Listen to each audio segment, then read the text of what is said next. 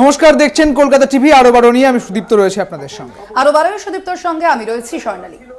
আর প্রথমে যে খবরের দিকে নজর রাখবো, রাজভবনের সামনে বিজেপির ধর্ণা মঞ্চ। ভোট পরবর্তী হিংসার প্রতিবাদে এবার ধর্ণা মঞ্চ। প্রায় ৩০০ জন আক্রান্তকে নিয়ে শুভেন্দু অধিকারী সহ বিজেপির নেতৃত্ববৃন্দের যে অবস্থান, সেই অবস্থান কিন্তু আজ চোখে পড়ছে। কারণ আদালতের যে অনুমতি, সেই অনুমতি নিয়ে ৩০০ জনকে সঙ্গে নিয়ে এই ধর্ণা মঞ্চ রাজভবনের সামনে। ওখানে উপস্থিত রয়েছেন শুভেন্দু অধিকারী, তাপস রায় এবং কৌস্তুভ বাগচি, তমগ্ন ঘোষ, অসীম সরকার। একদমই সুদীপ্ত, আমরা যেমনটা জানি যে হাইকোর্ট যেমনটা নির্দেশ দিয়েছিল যে ৩০০ লোক নিয়ে, অর্থাৎ ৩০০ জন কর্মী সমর্থক নিয়েই কিন্তু এই ধর্ণা করতে পারবেন তারা, এবং সেই মতোই কিন্তু সেই নির্দেশ মতোই ৩০০ জন আক্রান্তকে নিয়ে শুভেন্দু অধিকারী সহ বিজেপি নেতৃত্বের এই অবস্থান আপনারা দেখতে পাচ্ছেন। সেই ছবি, তাপস রায় উপস্থিত রয়েছেন সেখানে, শুভেন্দু অধিকারী সেখানে উপস্থিত রয়েছেন, রুদ্রনীল ঘোষ সেখানে উপস্থিত রয়েছেন, তাপস রায় সেখানে উপস্থিত রয়েছেন। এবং যেমনটা অভিযোগ সামনে আসছিল, শুভেন্দু অধিকারী রাজ্যের বিরোধী দলনেতা, তিনি প্রথম থেকেই কিন্তু অভিযোগ করছিলেন যে লোকসভা নির্বাচনের পরবর্তীতে একেবারে ভোট পরবর্তী হিংসার কারণে আক্রান্ত হতে হচ্ছে বিজেপি কর্মী সমর্থকদের, এবং তাদের জন্যই কিন্তু সেই যে ভোট পরবর্তী সময়ে যে হিংসা, তার বিরোধিতা করেই কিন্তু এই ধর্ণা অবস্থান। একদমই তাই। আর এই ধর্ণা মঞ্চে উল্লেখযোগ্য যে এই ধর্ণা মঞ্চ যখন হচ্ছে তখন ৩০০ জনকে নিয়েই কিন্তু, অর্থাৎ আদালতের যেমন নির্দেশ ছিল সেই নির্দেশ মেনে ৩০০ জনকে নিয়ে এই ধর্ণা মঞ্চ করা হচ্ছে। একদমই আপনারা দেখতে পাচ্ছেন সেই ছবি, রয়েছেন সেখানে বিজেপি নেতা কৌস্তভ বাগচিও। রাজভবনের সামনে বিজেপির ধর্ণা, ভোট পরবর্তী হিংসার প্রতিবাদে এই ধর্ণা কর্মসূচি বিজেপি নেতৃত্বের, এবং সেই মামলা কিন্তু হাইকোর্ট পর্যন্ত যায়। এবং হাইকোর্টের যেমনটা নির্দেশ ছিল যে ৩০০ জন আক্রান্তকে নিয়ে বিজেপি নেতৃত্ব তারা এই ধর্ণা অবস্থান করতে পারবেন, এবং সেই মতোই কিন্তু দেখা যাচ্ছে সেই ছবি। আজ 10টা থেকে শুরু হয়েছে সেই ধর্ণা অবস্থান, এবং যেমনটা বিজেপি সূত্রে জানা যাচ্ছে যে দুপুর 2টো পর্যন্ত কিন্তু চলবে এই ধর্ণা অবস্থান, এমনটাই জানা যাচ্ছে সূত্র মারফত। আপনাদের জানিয়ে রাখি, ভোট পরবর্তী হিংসায় আক্রান্ত প্রায় ৩০০ জনকে নিয়ে শুভেন্দু অধিকারী সহ বিজেপি নেতৃত্বের এই অবস্থান। সেখানে উপস্থিত রয়েছেন, আপনারা দেখতে পাচ্ছেন, রাজ্যের বিরোধী দলনেতা শুভেন্দু অধিকারী, বিজেপি নেতা কৌস্তভ বাগচি, রুদ্রনীল ঘোষ, তাপস রায় সহ অন্যান্য নেতৃত্ব। একদমই তাই। শুভেন্দু অধিকারী অর্থাৎ দলনেতা শুভেন্দু অধিকারীও রয়েছেন, কৌস্তভ বাগচি যিনি লোকসভা নির্বাচনের ঠিক আগে বিজেপিতে যোগদান করেছিলেন, এবং অন্যদিকে উত্তর কলকাতার হেরে যাওয়া সেই বিজেপি প্রার্থী তাপস রায়, তিনিও কিন্তু আজ এখানে উপস্থিত রয়েছেন। প্রায় ৩০০ জনকে সঙ্গে রেখে, ৩০০ জন আক্রান্তকে সঙ্গে নিয়ে এই ধর্ণা মঞ্চ চলছে একেবারে রাজভবনের সামনে থেকে। আরও বিস্তারিত জানবো, আমাদের সঙ্গে রয়েছেন আমাদের প্রতিনিধি দেবাশিস সেনগুপ্ত রয়েছেন আমাদের সঙ্গে। দেবাশিস দা, এই মুহূর্তে একেবারে জলঘোলা হয়ে যায় ব্যাপারটি, এবং তারপরেই আদালতের রায় মেনে এবার ৩০০ জনকে সামনে রেখেই এই ধর্ণা মঞ্চ রাজভবনের সামনে। ঠিক কি কি কর্মসূচি রয়েছে, কতক্ষণ চলবে এই ধর্ণা মঞ্চ?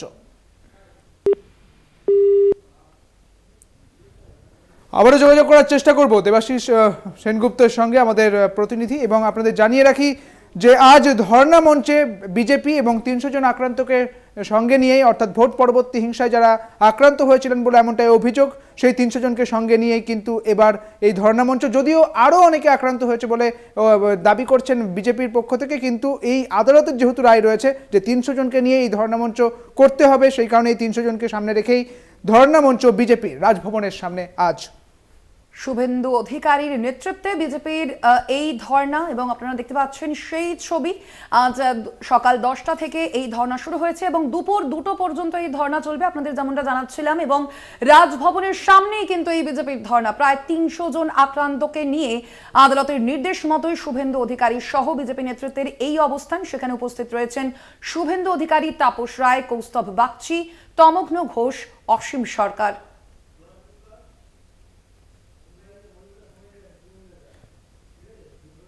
এ বিষয়ে আমরা কথা বলবো। ফোন লাইনে রয়েছেন তৃণমূল নেতা জয়প্রকাশ মজুমদার। জয়প্রকাশ বাবু, আপনাকে স্বাগত জানাই কলকাতা টিভিতে। জয়প্রকাশ বাবু, ভোট পরবর্তী হিংসার প্রতিবাদে আজ ধর্ণা বিজেপি নেতৃত্বের, এবং প্রায় ৩০০ জন আক্রান্তকে নিয়ে শুভেন্দু অধিকারী সহ বিজেপির নেতৃত্বের এই অবস্থান রাজভবনের সামনে, এই বিষয়টিকে কিভাবে দেখছেন আপনি? সম্পূর্ণটাই একটা নাটক আশ্রিত ব্যাপার, এবং এখানে গেছেন, আপনারাও জানেন, সময় যেটা ছিল বসার তার 1.5-2 ঘন্টা পরে শুভেন্দু অধিকারী এসছেন। গতকালের পরাজয়ের যন্ত্রণা কাটিয়ে হয়তো ঘুম বেশি হয়েছিল, তাই জন্য শুভেন্দু অধিকারী 1.5-2 ঘন্টা পরে পৌঁছন, এবং এই নাটক একটুখানি করবেন, করে আবার বাড়িতে গিয়ে শুয়ে পড়বেন, কারণ পার্টিটা তো শুয়ে পড়েছে। গতকালের যে নির্বাচনের ফলাফল বেরিয়েছে, তার জবাব তো বিজেপি তথা শুভেন্দু অধিকারীকে দিতে হবে, আর কেন্দ্রীয় নেতৃত্বকে। তাই জন্যই আজকে এই নাটক চলছে। ধন্যবাদ আপনাকে জয়প্রকাশ বাবু আপনার মতামত জানানোর জন্য। আপনাদের জানিয়ে রাখি, ভোট পরবর্তী হিংসার প্রতিবাদে কিন্তু আজ রাজ্যের বিরোধী দলনেতা শুভেন্দু অধিকারীর নেতৃত্বে বিজেপির এই ধর্ণা কর্মসূচি, যা সকাল 10টা থেকে শুরু হয়েছে এবং দুপুর 2টো পর্যন্ত চলবে এই ধর্ণা অবস্থান।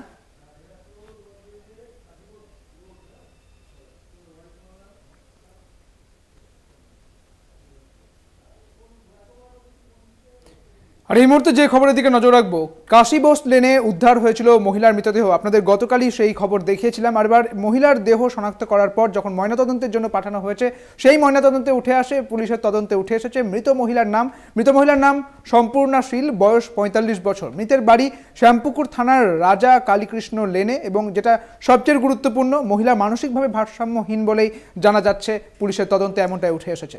একেবারেই সুদীপ্ত, যেমনটা জানা যাচ্ছে, তুমি জানালে যে মৃত মহিলার যে নাম তা কিন্তু সুপর্ণা শীল এবং তার বয়স 45 বছর, এমন ভাবেই শনাক্ত এবার তাকে করা গিয়েছে, এমনটাই জানা যাচ্ছে পুলিশ সূত্রে। মৃতের বাড়ি শ্যামপুকুর থানার রাজা কালীকৃষ্ণ লেনে রয়েছে এবং মহিলা মানসিকভাবে ভারসাম্যহীন ছিলেন, এমনটাই কিন্তু পুলিশ মারফত জানা যাচ্ছে। আপনাদের জানিয়ে রাখি, কাশীবোস লেনে উদ্ধার মহিলার দেহ শনাক্ত করা গিয়েছে এবং মৃত মহিলার নাম সুপর্ণা শীল। যেই খবর গতকাল আপনাদের সামনে রেখেছিলাম, অবশ্যই চাঞ্চল্যকর একটি খবর, এবং সেই মতোই কিন্তু যেমনটা প্রাথমিকভাবে আমরা দেখেছি যে মহিলার মৃতদেহ তা কিন্তু শনাক্ত করা যাচ্ছিল না। তবে এখনো পর্যন্ত যে সর্বশেষ আপডেট আপনাদের জানিয়ে রাখছি যে সেই মৃত মহিলার দেহ কিন্তু শনাক্ত করা গিয়েছে এবং যেমনটা জানা যাচ্ছে মৃত মহিলার নাম সুপর্ণা শীল, তার বয়স 45 বছর।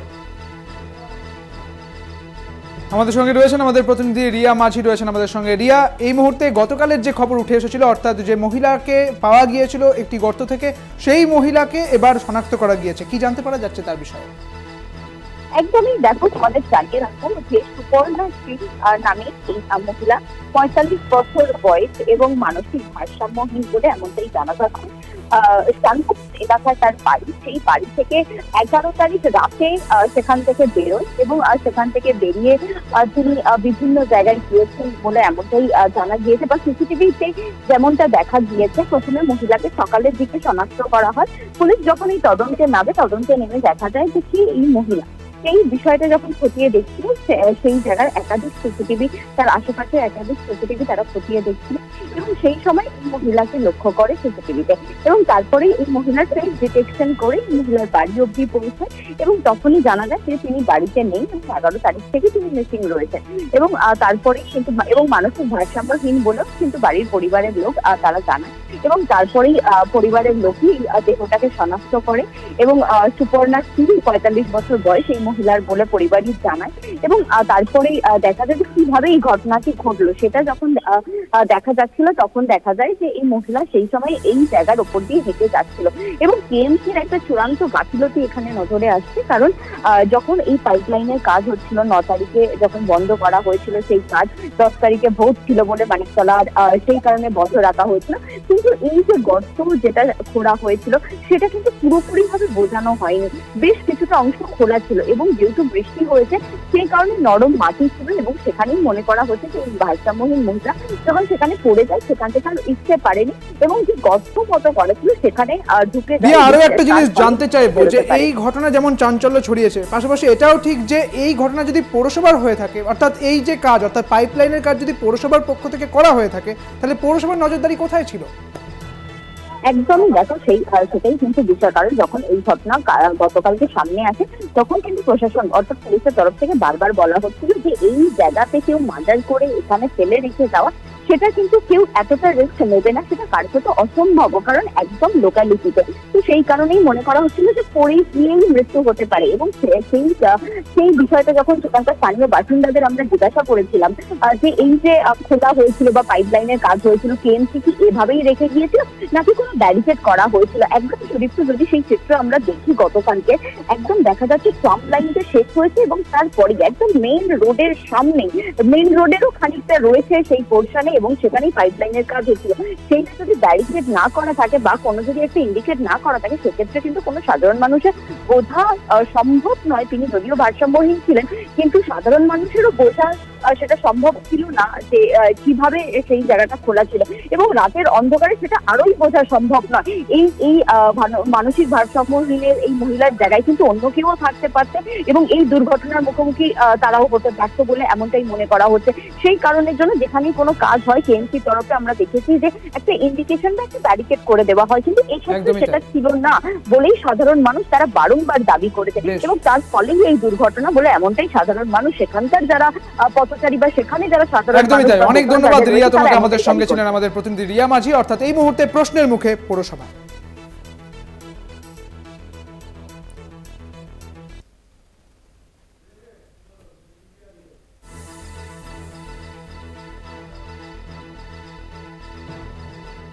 আর সুদীপ্ত, এবার আমরা নজর রাখবো ইসলামপুরের দিকে। ইসলামপুরে তৃণমূল নেতাকে গুলি করে খুনের ঘটনা, গুলিবিদ্ধ আরো এক তৃণমূল নেতা, তার অবস্থা আশঙ্কাজনক এমনটাই জানা যাচ্ছে। এবং দুই তৃণমূল নেতাকে ঘিরে ধরে গুলি চালানো হয়েছে বলে জানা যাচ্ছে। ইসলামপুরে গুলি বৃষ্টি চালায় 10 থেকে 12 জনের দুষ্কৃতী দল এবং তারা গুলি করেই পালিয়ে যায় বলে জানা যাচ্ছে। তবে এখনো পর্যন্ত এই ঘটনার সঙ্গে কে বা কারা জড়িত রয়েছেন, কি কারণে তাদের গুলি করা হয়েছে তা এখনো পর্যন্ত জানা যায়নি। তবে এই ঘটনায় একজন তৃণমূল নেতার মৃত্যু হয়েছে, আর একজন আশঙ্কাজনক অবস্থায় হাসপাতালে ভর্তি রয়েছেন। তারা একটি হোটেলে আসেন এবং সেখানেই কিন্তু গুলি চলে বলে জানা যাচ্ছে। পরিকল্পিতভাবে খুন করা হয়েছে কি তারও কিন্তু তদন্ত করছে পুলিশ। আপনাদের জানিয়ে রাখি, ইতিমধ্যেই এলাকায় মোতায়েন রয়েছে প্রচুর পুলিশ, এবং অন্যদিকে পরিকল্পিতভাবে তাকে খুন করা হয়েছে, সিবিআই তদন্তের দাবি করছি, এমনটাই কিন্তু মৃত তৃণমূল নেতার বাপি রায়ের পরিবারের দাবি। এবং ইসলামপুরে তৃণমূল নেতাকে গুলি করে খুনের ঘটনা, গুলিবিদ্ধ আরেক তৃণমূল নেতার অবস্থা আশঙ্কাজনক।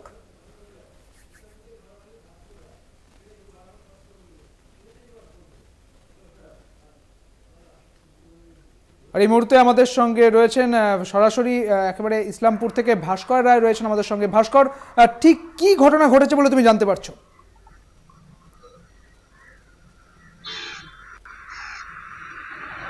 দেখো, কালকে সন্ধ্যা নাগাদ যে ঘটনাটা ঘটেছে ইসলামপুরের শ্রীকৃষ্ণপুর এলাকায়, মর্মান্তিক ঘটনা, যে দুই তৃণমূল নেতাকে নৃশংসভাবে গুলি করা বা এখানে যে প্রাণে প্রকাশ্যে খুন, সেটা একদম বলা যেতে পারে প্ল্যান মাফিক।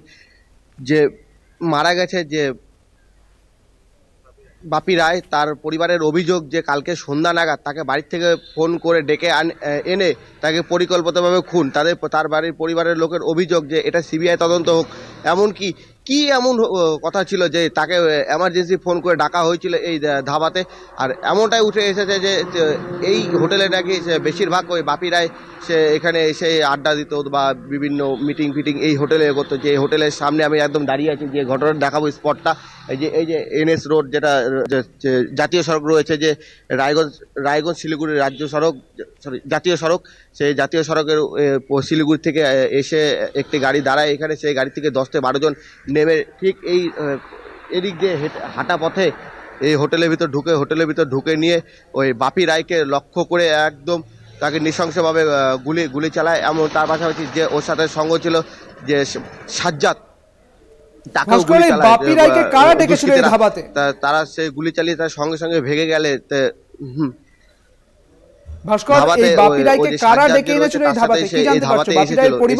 সাজ্জাদ তাকে ফোন করেছিল।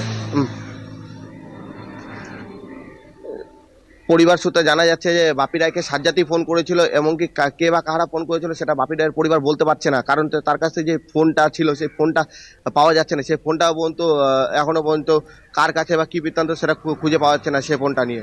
তো কাকে ডেকেছিল সেটা এখনো কেউ পরিবার বলতে পারছে না। এখনো পর্যন্ত তদন্তে কি উঠে এসেছে?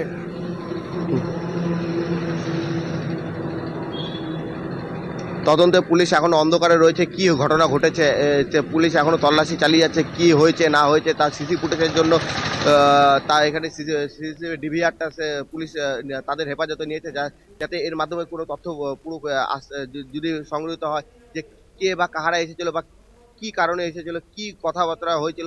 বেশ, তুমি পরিস্থিতির দিকে নজর রাখো। অনেক ধন্যবাদ তোমাকে ভাস্কর। আমাদের সঙ্গে ছিলেন আমাদের প্রতিনিধি ভাস্কর রায়। আপনাদের জানিয়ে রাখি, ইসলামপুরে তৃণমূল নেতাকে গুলি করে খুন, 2 তৃণমূল নেতাকে লক্ষ্য করে চলে গুলি। 10 থেকে 12 জন দুষ্কৃতী তারা গুলি চালায় এবং তারপরে তারা চম্পট দেয় ঘটনাস্থল থেকে। এখনো পর্যন্ত তদন্ত শুরু করেছে পুলিশ। আরো বিস্তারিত জানবো, আমাদের সঙ্গে রয়েছেন আমাদের প্রতিনিধি বিক্রমাদিত্য বিশ্বাস। বিক্রমাদিত্য, ঠিক কি ঘটনা ঘটেছে এবং এখনো পর্যন্ত এই ঘটনার পরিপ্রেক্ষিতে কি আপডেট রয়েছে পুলিশের পক্ষ থেকে? দেখো, গতকাল রাত্রি 8:30-9টা নাগাদ বাপি রায় সহ এলাকার আরো বেশ কিছু তৃণমূল নেতৃত্ব, অর্থাৎ পঞ্চায়েত সমিতির সদস্যের স্বামী এবং এলাকার আরেকজন যে মোহাম্মদ হোসেন, এরা এছাড়াও আরো 3-4 জন এলাকার যারা তৃণমূল কংগ্রেসের নেতা নেতৃত্ব আছে, যারা বিভিন্ন পঞ্চায়েতের সদস্য, তারা এসে ওই গুপ্তা ধাবাতে এসে বসে গল্প করছিলেন, খাওয়া দাওয়া করছিলেন এবং সেখানে একটা আলোচনা হচ্ছিল। এবং হঠাৎই একটা 10-12 জনের দল একটা গাড়ি করে আসে, এসে এলোপাথারি গুলি চালাতে থাকে এবং বাকি রায় ছাড়া বাকি যারা আছে তাদেরকে ভেঙে যেতে বলে এবং তারা এসে প্রকাশ্যেও একদম সামনাসামনি ব্ল্যাঙ্ক রেঞ্জ পয়েন্ট থেকে কিন্তু গুলি চালায় এবং গুলিতে সেই সময় কিন্তু বাপি রায়ের দেহ ঝাঁঝরা হয়ে যায়। তাকে কিন্তু নিয়ে যাওয়া হয়েছে ইসলামপুর মহকুমা হাসপাতালে। সেখানে চিকিৎসকরা তাকে মৃত ঘোষণা করেছিল, কিন্তু তারপরেও তার চিকিৎসার জন্য, উন্নত চিকিৎসার জন্য পরিবারের লোক মানতে না পেরে তাকে ইসলামপুর থেকে শিলিগুড়িতে স্থানান্তরিত করে। এলাকায় চলে আসে এলাকার তৃণমূল কংগ্রেসের ব্লক সভাপতি জাকির হোসেন, জেলা সভাপতি কানাইলা লাগাওয়ালা, তারা এসে সমস্তটা পরিচালনা করেন, তাকে নিয়ে যাওয়ার ব্যবস্থা করেন এবং বেশ বেশ, অনেক ধন্যবাদ বিক্রমাদিত্য তোমাকে। আমাদের সঙ্গে ছিলেন আমাদের প্রতিনিধি বিক্রমাদিত্য বিশ্বাস। আর এই ঘটনায় যে ধাবাতে তারা এসেছিলেন, অর্থাৎ বাপিরাই যে ধাবার সামনে থেকে তার যার মৃত্যু হয়েছে, সেই ধাবার মালিকের ভাই তিনি ঠিক কি বলছেন এবং পাশাপাশি যে আরও একজন তৃণমূল নেতা তিনি একেবারে আশঙ্কাজনক অবস্থায় হাসপাতালে ভর্তি ছিলেন, তিনি কি বলছেন শোনাবো ব্যাক টু ব্যাক। হঠাৎ করে 10 থেকে 15 জন ডাইরেক্ট সবার কাছে অস্ত্র ছিল, সবার কাছে বন্দুক ছিল, বন্দুক এসে ডাইরেক্ট আমাদের উপরে অ্যাটাক করে। আমি আমার পঞ্চায়েত বডি নিয়ে ওখানে টেন্ডারের বিষয় নিয়ে আমি ওখানে বসেছিলাম, গুপ্তা হোটেলে বসে টেন্ডারটা মিলাচ্ছিলাম। তারা গুলি করলো, কি জানা গেল? ফেস দেখা গেছে, কাউকে চিনতে পারিনি। কি কারণ হতে পারে সেটা কারণ জানি না আমি। তোমার কি গুলি যাচ্ছে? হ্যাঁ, রাত্রে এখানে একটা ফায়ারিং হয়েছিল, তো তারপরে পুলিশ আসছে, সারা রাত এখানে আছে। আমি তো লাইভ ছিলাম না সামনে, আমার দাদার দোকান, তো ফোন করার পরে আমি এখানে এলাম। দাদা ভয়ে কাতর হয়েছিল, তো বললো আসতে দোকানে, তাই এসেছি। না, হোটেলের যে সিসিটিভি ক্যামেরা ছিল ওটা পুলিশ সিজ করে নিয়ে চলে গেছে, তো এবার সেখান থেকে যদি কিছু বের করতে পারে।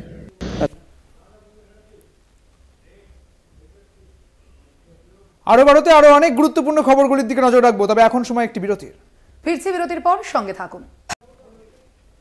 ফিরে এলাম বিরতির পর, দেখছেন আরো 12। আর এই মুহূর্তে নজর রাখবো যে খবরের দিকে, ফের ছেলে ধরা সন্দেহে গণপিটুনির অভিযোগ।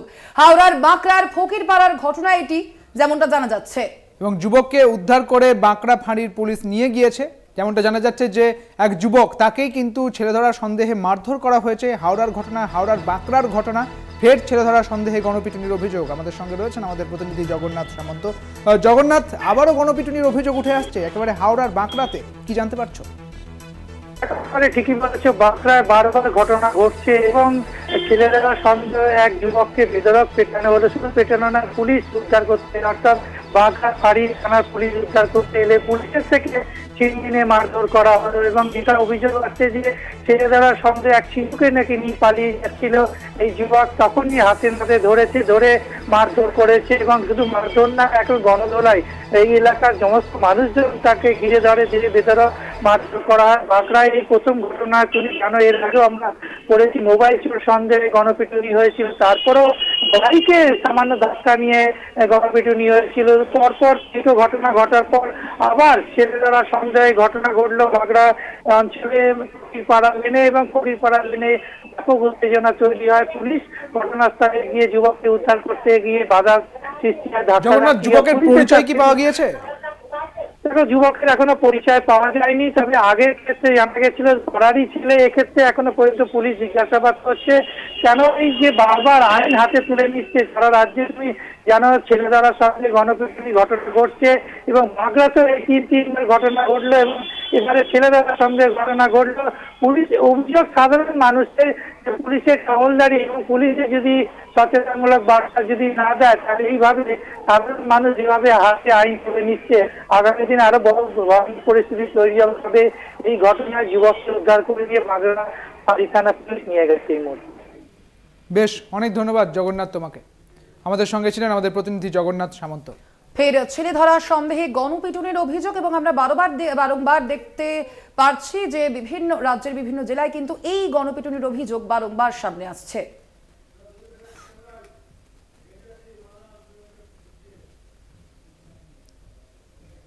আর এখন সময় আরো একটি বিরতির। ফিরছে বিরতির পর, সঙ্গে থাকুন। ফিরে এলাম বিরতির পর। দেখছেন আরো বারো। নানুরে ঘুমন্ত অবস্থায় ভাইকে কুপিয়ে খুনের অভিযোগ, ধারালো অস্ত্র দিয়ে মাথায় কুপিয়ে খুনের অভিযোগ। সম্পত্তি নিয়ে বিবাদের জেরেই এই খুন বলে এমনটাই জানা যাচ্ছে। অভিযোগ করছে অভিযুক্ত দাদাকে গ্রেপ্তার করা হয়েছে, অর্থাৎ দাদা এই খুন করেছে বলে জানা যাচ্ছে এবং পরিবারের পক্ষ থেকে বলা হচ্ছে এটা পারিবারিক একটি বিবাদ। আরো বিস্তারিত জানবো। আমাদের সঙ্গে রয়েছেন আমাদের প্রতিনিধি মনা বীরবংশী রয়েছেন আমাদের সঙ্গে। মনা, ঠিক কি ঘটনা ঘটেছে, কেন এই খুন? হ্যাঁ দেখো সুদীপ্ত, এই মুহূর্তে দাঁড়িয়ে নানুর থানার পুলিশ সেই তদন্ত প্রক্রিয়া করেই দেখছে যে খুনের মোটিভ কি কারণে হঠাৎ করেই দাদার হাতে ভাইকে খুন হতে এলো। দেখো, অবশ্যই নিঃসন্দেহে নৃশংস, অত্যন্ত মর্মান্তিক। সকালের বেলায় যখন ভাই রাতের বেলায় যখন ভাই ঘুমোচ্ছিল তখন সেই ঘুমন্ত অবস্থায় কিন্তু মূলত কুপিয়ে খুন করা হয় এমনটাই কিন্তু অভিযোগ এবং সেখানে বাধা দিতে আসছে মাকেও আক্রান্ত হতে হয়। তারপরে যখন বোলপুর মহকুমা হাসপাতালে নিয়ে যাওয়া হয় তখন মৃত ভাই যাদব ঘোষ সেখানেই মারা যায় বলে আমরা জানতে পারছি। দেখো, ইতিমধ্যেই নানুর থানার পুলিশ পুরো ঘটনা তদন্তে নেমেছে এবং অভিযুক্ত দাদাকে কিন্তু গ্রেপ্তার করেছে। তবে দেখো, যেটা অবশ্যই প্রাথমিক তদন্ত প্রক্রিয়া যেটা উঠে আসছে সেটি হচ্ছে পারিবারিক যে সম্পত্তি নিয়েই দুই ভাইয়ের মধ্যে দীর্ঘদিন ধরে গন্ডগোল চলছিল। গতকাল রাত্রে সেটা চূড়ান্ত পর্যায়ে পৌঁছয় এবং পারিবারিক দিক থেকে সেটা মিটেও যায়, কিন্তু রাত্রে যখন ঘুমোচ্ছিল ভাই ঠিক সেই সুবাদেই কিন্তু ধারালো অস্ত্র দিয়ে কোপ মারা হয়েছে এমনটাই কিন্তু অভিযোগ করা হচ্ছে এবং পুরো ঘটনা এই মুহূর্তে দাঁড়িয়ে নানুর থানার পুলিশ কিন্তু তদন্ত প্রক্রিয়ায় নেমেছে। সুদীপ্ত, বেশ, অনেক ধন্যবাদ মনা তোমাকে। আমাদের সঙ্গে ছিলেন আমাদের প্রতিনিধি মনা বীরবংশী। অভিযুক্ত দাদাকে গ্রেপ্তার করেছে নানুর থানার পুলিশ। মূলত পারিবারিক বিবাদের জেরেই খুন করা হয়েছে বলে জানা যাচ্ছে পুলিশ সূত্রে।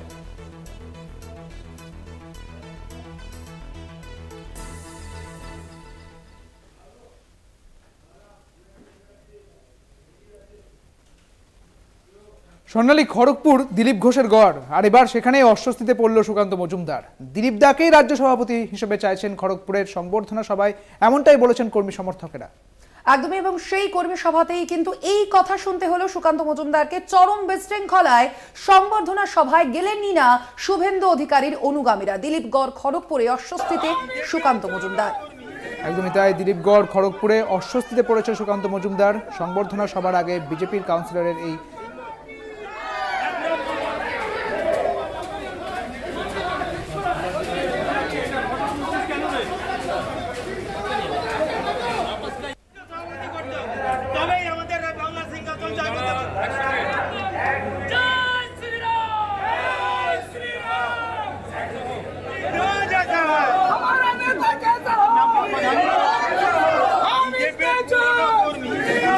এই মুহূর্তে আমাদের সঙ্গে রয়েছেন আমাদের প্রতিনিধি সৌম্যকান্তি ত্রিপাঠী। সৌম্যকান্তি, এই যে ঘটনা তা একেবারে বিজেপির অন্দরে বিজেপিরই অভিযোগ, একেবারে প্রশ্নের মুখে পড়তে হচ্ছে কিন্তু বিজেপিকে, কি বলবে? হ্যাঁ, জানিয়ে রেখে সেটা হচ্ছে যে যেভাবে অপ্রস্তুতে পড়লেন রাজ্য সভাপতি সুকান্ত মজুমদার, তিনি গতকালকে এসেছিলেন কার্যকর্তা বৈঠকে এবং তাকে এমপি হিসেবে সম্বর্ধনা জানানো হয় এবং এই সময় কিন্তু একদম পাশে বসেছিলেন দিলীপ ঘোষ এবং দিলীপ ঘোষের যে অনুগামীরা ছিল খড়গপুরে তারা কিন্তু সেই সময় রাজ্য সভাপতির সামনেই, বর্তমান রাজ্য সভাপতির সামনেই কিন্তু দিলীপ ঘোষের নামে স্লোগান দিতে থাকে এবং দিলীপ ঘোষকে আবার পরবর্তী রাজ্য সভাপতি করতে হবে এরকমই স্লোগান দিতে থাকে এবং বিড়ম্বনায় পড়ে যান সেখানে সুকান্ত মজুমদার এবং তিনি উপস্থিত পড়ে সেখানে বেশ কিছুক্ষণ বসে থাকেন। তখনই দিলীপ ঘোষ নিজে দাঁড়িয়ে তার অনুগামীদেরকে সেখানে থামান এবং বিষয়টি নিয়ে রীতিমতো বিড়ম্বনায় পড়েন তারা এবং তারপরে যে সমস্ত অনুগামীরা ছিল তারা বারবারই চিৎকার করতে থাকে যে এই যে ফলাফল হয়েছে এবারে নির্বাচনে ফলাফলের জন্য দিলীপ ঘোষ যদি রাজ্য সভাপতি থাকতেন এবং দিলীপ ঘোষ যদি দায়িত্ব পেতেন তাহলে কিন্তু এই ফলাফল হতো না, কেননা দিলীপ ঘোষের সময় এমএলএ এবং এমপি নির্বাচনে ভালো ভালো রেজাল্ট হয়েছে এবং সেই দাবি তুলেই বারবার তারা বিক্ষোভ দেখাতে থাকে। পরে সুকান্ত মজুমদার তাদেরকে আশ্বস্ত করেন যে এইভাবে নির্বাচন প্রক্রিয়া হয় না, রাজ্য সভাপতি নির্বাচন কেন্দ্রীয় কমিটির দ্বারা সিদ্ধান্ত মোতাবেক হয় এবং সেই মোতাবেক তিনি কথা বলবেন এবং তারপরে যা সিদ্ধান্ত হবে কেন্দ্রীয় কমিটি জানাবেন। কিন্তু যেখানে বর্তমান রাজ্য সভাপতির সামনে প্রাক্তন রাজ্য সভাপতিকে আবার পুনরায় রাজ্য সভাপতি নির্বাচিত করার জন্য যেভাবে ক্ষোভ বিক্ষোভ চলতে থাকে ওখানে যাতে রীতিমতোই বিড়ম্বনায় পড়ে যান বেশ কিছু শুভেন্দু অনুগামী, তারাও কিন্তু সেই সভাতে অনুপস্থিত থেকে যান এবং তাদের অভিযোগ নাম প্রকাশ হয়েছে বেশ কিছু শুভেন্দু অনুগামী, তারা যেটা বলছেন যে এখানে সুকান্ত মজুমদারকে ডেকে নিয়ে এসে রীতিমতো অপমান করা হয়েছে, যে উনাকে ডেকে নিয়ে এসে ওইখানেই ওই সভা মঞ্চে যেখানে কার্যকর্তাদের বৈঠক ছিল সেখানে দিলীপ ঘোষকে পুনরায় রাজ্য সভাপতি করতে হবে এবং বর্তমান রাজ্য সভাপতির কাছে সেই দাবি জানানো সেটা রীতিমতো ডেকে নিয়ে এসে অপমান করা। সৌম্যকান্তি, এই ঘটনার পর স্থানীয় তৃণমূলের পক্ষ থেকে কিছু বলা হয়েছে?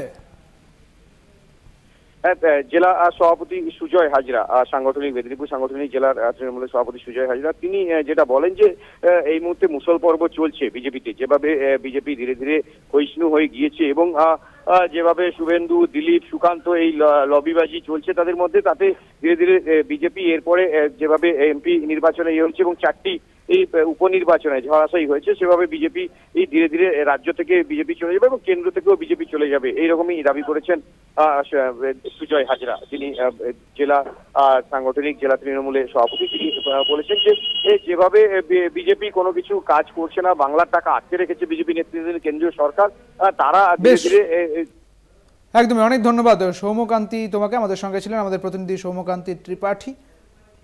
আর এই মুহূর্তে রয়েছেন আমাদের সঙ্গে টেলিফোন লাইনে বিধায়ক অজিত মাইতি রয়েছেন আমাদের সঙ্গে। অজিতবাবু, আপনাকে কলকাতা টিভিতে স্বাগত জানাচ্ছি। দিলীপগড় খড়গপুরে অস্বস্তিতে পড়তে হলো সুকান্ত মজুমদারকে, কারণ সেখানকার যে কর্মী সমর্থকেরা তারা বলছেন যে তারা রাজ্য সভাপতি হিসেবে দিলীপ ঘোষকেই চাইছেন। কি বলবেন এই বিষয়টি নিয়ে? দেখুন, প্রথম কথা এটা হচ্ছে বিজেপির অভ্যন্তরীণ ব্যাপার। তবে আমি একটা কথা আপনাদের বলে দিতে পারি, সেটা হচ্ছে বিজেপি দলটা কোন্দলে কোন্দলে শেষ হয়ে গেছে। কেন জানেন? কোনো ইডিওলজির ওপর ভিত্তি করে এই দলটা তৈরি হয়। এই দলটা প্র্যাকটিক্যালি কিছু লোক প্রথমে কংগ্রেস বিরোধিতা করে, তারপর কিছু লোক কিছু মৌলবাদী চিন্তাধারা নিয়ে একটা দল তৈরি হয়েছে এবং বাংলায় বিরোধিতা করতে করতে এমন জায়গায় পৌঁছে গেছে এখন তৃণমূল ওদের ধরাছোঁয়ার বাইরে চলে গেছে নির্বাচনে জিতে, বা মানুষ ওদের প্রত্যাখ্যান করেছে।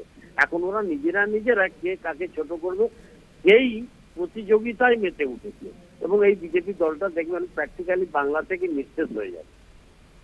বেশ, অনেক ধন্যবাদ আপনাকে আপনার মূল্যবান মতামতের জন্য। আমাদের সঙ্গে ছিলেন বিধায়ক অজিত মাইতি।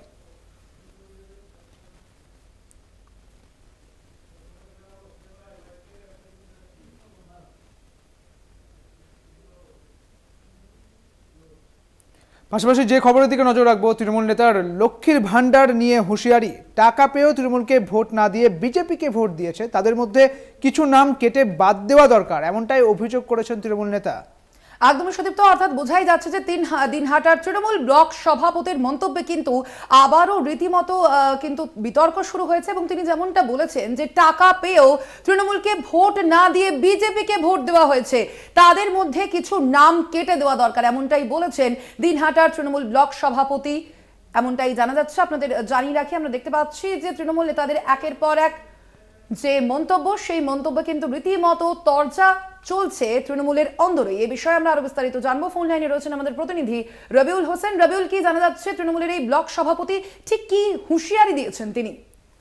দেখো, তৃণমূলের যে 21শে জুলাই সভা রয়েছে সেই সভার প্রস্তুতি সভা হিসেবে দিনহাটা মহকুমার বিভিন্ন ব্লকে কিন্তু প্রস্তুতি সভা চলছে এবং তারই নিরিখে গতকাল সন্ধ্যার সময় দিনহাটা 2 নং ব্লকের সুকরুকুটি অঞ্চলে তৃণমূলের একটি প্রস্তুতি সভা হয় এবং সেই প্রস্তুতি সভায় দিনহাটা 2 নং ব্লক তৃণমূল কংগ্রেসের যিনি সভাপতি রয়েছেন দীপক কুমার ভট্টাচার্য, তার গলাতে একেবারে কিন্তু হুঁশিয়ারি সুরে শোনা যায় যে এই সুকরুকুটি অঞ্চলে বেশ কিছু মানুষ, বিশেষ করে মহিলাদের টার্গেট করে তিনি বলেন যে যারা তৃণমূল কংগ্রেসের সরকারের লক্ষ্মীর ভান্ডারের সুবিধা পেয়েও কিন্তু তৃণমূল কংগ্রেস সরকারকে ভোট দেয়নি, তাই এবার তাদেরকে নাম কিছু কেটে দিতে হবে।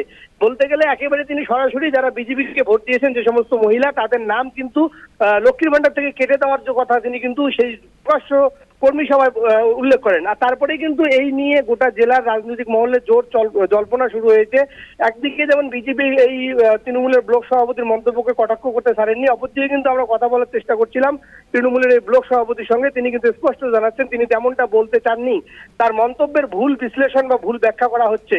অপরদিকে কিন্তু এই বক্তব্যের পরিপ্রেক্ষিতে বিজেপির কোচবিহার জেলার সম্পাদক বিরাজ বসু তিনি কিন্তু স্পষ্ট জানাচ্ছেন যে তৃণমূল বিজেপি যে মহিলারাই যে দলেরই সমর্থক হোক না কেন, সরকার যদি কোনো প্রকল্প দিয়ে থাকে সেই প্রকল্পের সুবিধা পাওয়ার অধিকার সব রাজনৈতিক দলের রয়েছে।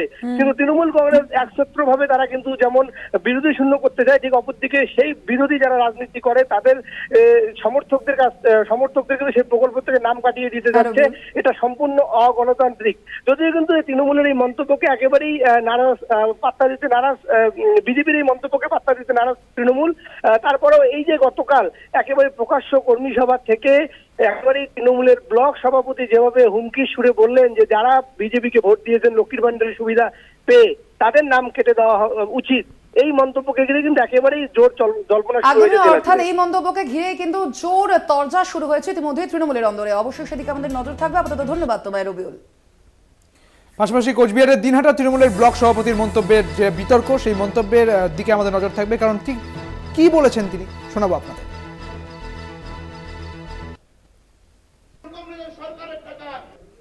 অন্ততপক্ষে কিছু হলেও ওই বস্ফোরণের মতো জায়গায় যারা এত কিছু পাওয়ার পরেও, লক্ষ্মীর ভান্ডারের বর্ধিত টাকা পাওয়ার পরেও তৃণমূল কংগ্রেসকে ভোট না দিয়ে বিজেপিকে ভোট দিয়েছে, আমাদের সেখানে অন্ততপক্ষে কিছু লক্ষ্মীর ভান্ডার আমাদের কেটে দেওয়া দরকার আছে। যে টাকাটা মমতা ব্যানার্জি দিচ্ছে, রাজ্য সরকার দিচ্ছে, তৃণমূল কংগ্রেস পরিচালিত সরকার দিচ্ছে, এটা নরেন্দ্র মোদী বাবার টাকা নয়, এটা তৃণমূল কংগ্রেসের সরকারের টাকা। এই টাকাটা আপনাদের দিচ্ছি, এটা আমাদের বুঝিয়ে দিতে হবে। অন্ততপক্ষে কিছু হলেও তৃণমূল নেতার লক্ষ্মীর ভান্ডার হুঁশিয়ারি আপনাদের শোনালাম, তৃণমূল ব্লক সভাপতির সেই হুঁশিয়ারির কথা। টাকা পেয়েও যারা তৃণমূলকে না দিয়ে বিজেপিকে ভোট দিয়েছে তাদের মধ্যে কিছু নাম কেটে দেওয়া দরকার। দিনহাটার তৃণমূল ব্লক সভাপতির মন্তব্যে এবার বিতর্ক তুঙ্গে তৃণমূলের অন্দরেই। একদমই তাই। 21শে জুলাইয়ের যে প্রস্তুতি চলছে সেই প্রস্তুতি সবাই দাঁড়িয়ে এমনই মন্তব্য করেছেন ব্লক সভাপতি, দিনহাটার ব্লক সভাপতি তৃণমূলের। এবং তিনি অভিযোগ করেছেন যে তৃণমূল নেতার এই অভিযোগ যে লক্ষ্মীর ভান্ডার যারা পাচ্ছেন অথচ তৃণমূলকে তারা ভোট দেননি তাদের নাম কেটে দেওয়া হবে, এমনই অভিযোগ করেছেন দিনহাটার তৃণমূলের ব্লক সভাপতি।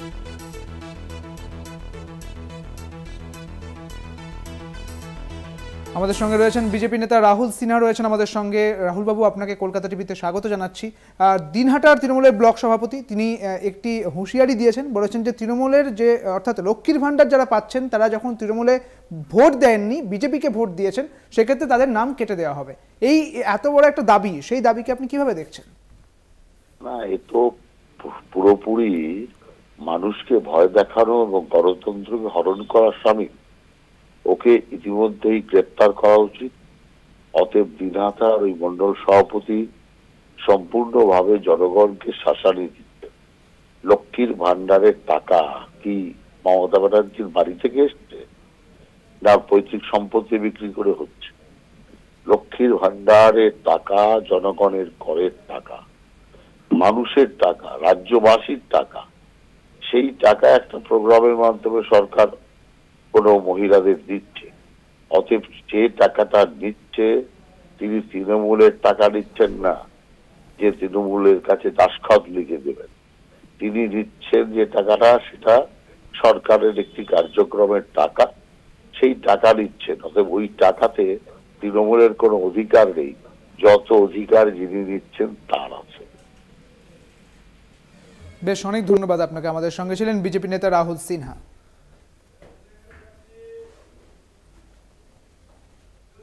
এখন সময় আরো একটি বিরতির। ফিরছে বিরতির পর, সঙ্গে থাকুন। আরো বারো নিয়ে ফিরে এলাম বিরতির পর। আর সুদীপ, তো এবার আমরা যে খবরের দিকে নজর রাখবো, অগ্নিমূল্য সবজির বাজার, মধ্যবিত্তের মাথায় হাত। কলকাতা থেকে জেলায় টাস্ক ফোর্সের অভিযান। বাজারে বাজারে অভিযান টাস্ক ফোর্সের এবং সবজির দামে হ্রাস টানতে কড়া নির্দেশ মুখ্যমন্ত্রী। আর তারপরে এই ইবির অভিযান কিন্তু চোখে পড়েছে। আর এই মানিকতলা থেকে আমাদের প্রতিনিধি শুভঙ্কর মণ্ডল তিনি সরাসরি ছিলেন, তিনি তার চোখে দেখবো আজকের এই অগ্নিমূল্য বাজারের কিছু কি দাম কমলো, কি বলছে ক্রেতা এবং বিক্রেতারা। অগ্নিমূল্য বাজারের দিকে তাকিয়ে মুখ্যমন্ত্রী নির্দেশ দিয়েছিলেন যে অবিলম্বে যাতে বাজারে সবজি থেকে আনাজপত্র তার দাম কমানো হয় এবং অভিযান চালায় বিশেষ যে টাস্কফোর্স রয়েছে সেই টাস্কফোর্স, এবং তারপর সেই অভিযানের ফলে সেই বাজারগুলিতে কিছুটা হলেও সবজি থেকে শুরু করে আনাজপাতি তাদের দাম কমেছে। কিন্তু ক্রেতাদের অভিযোগ যে এই দাম আরও কমলে তাদের সুবিধা হতো। এখনও পর্যন্ত বাজার করতে গিয়ে তাদের ছ্যাঁকা লাগছে। এখনও তো কমেনি, আশা করি কমবে। এখনও কি সত্যি বাজার করতে গিয়ে ছ্যাঁকা লাগছে? নিশ্চয়ই লাগবে না, এত দাম জিনিসের। যে পয়সা নিয়ে আসছেন সেই পয়সায় কি সত্যি বাজার করা সম্ভব?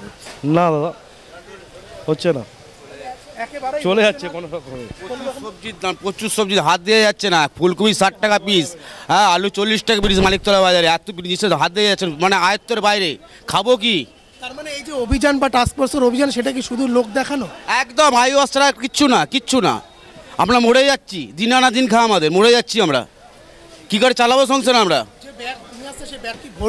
মোটেই না। 500 টাকার বাজার করে এক কোণে পড়ে থাকতে কিছুই খুঁজে পাওয়া যাচ্ছে না, কিছুই খুঁজে পাওয়া যাচ্ছে না। বিক্রেতাদের দাবি যে দাম আগের থেকে অনেকটাই কমেছে এবং সেটা কিন্তু অভিযানের ফলেই সম্ভব হয়েছে। বলো মানে মানুষ এখন অনেক রকমের মানুষ রয়েছে। যেমন বেগুন ছিল 250 টাকা কিলো, চলে এসছে 100 টাকা কিলো। পটলটা যেগুলো শেষের মুখে এসে গেছে, সেগুলো তো দাম বাড়বে। এবার যেগুলো আগে ছিল যেমন কিছু কিছু জিনিস, যেমন উচ্ছে ছিল 120 টাকা ছিল, সে চলে এসছে 80 টাকা চলে এসছে। টমাটম ছিল 150 টাকা, 200 টাকা হয়ে গেছিলো, 180 টাকা হয়ে গেছিলো টমাটম, 80 টাকা কিলো চলে এসছে। কমেছে, অনেকটাই কমেছে, অনেকটাই কমেছে। কিছু কিছু মানুষ আছে যারা মানে একদমই ধরো অভাবী, তারা তো কেনেই না কোনো দিন, কিন্তু আবার বড় বড় ইয়ে করবে। কিন্তু আমরা তো বুঝতে পারছি যে জিনিসটা কতটা কী কমেছে। যেখানে আমাদের 10,000 টাকা লাগছিল, সেখানে 7,000 টাকার মধ্যে হয়ে যাচ্ছে। যদিও ক্রেতাদের মধ্যে মিশ্র প্রতিক্রিয়াও রয়েছে, তবে সর্বশেষ বা বলা যেতে পারে উভয় পক্ষের কথা শুনে এটা বলা যেতেই পারে যে ক্রেতারা যে আশা করেছিলেন সেই আশা তারা কিন্তু বা তাদের সেই আশা পূরণ হয়নি। অর্থাৎ দাম তারা আরেকটু চেয়েছিলেন কমুক, সেই দাম কিন্তু কমেনি। ফলত এখনও পর্যন্ত বাজার করতে গিয়ে কিছুটা হলেও তাদের কিন্তু সমস্যায় পড়তে হচ্ছে। ক্যামেরায় সন্দীপ সময়ের সঙ্গে শুভঙ্কর মণ্ডল, কলকাতা টিভি। আরও বারো আজ এই পর্যন্ত। দেখতে থাকুন কলকাতা টিভি, রাত দিন 7 দিন।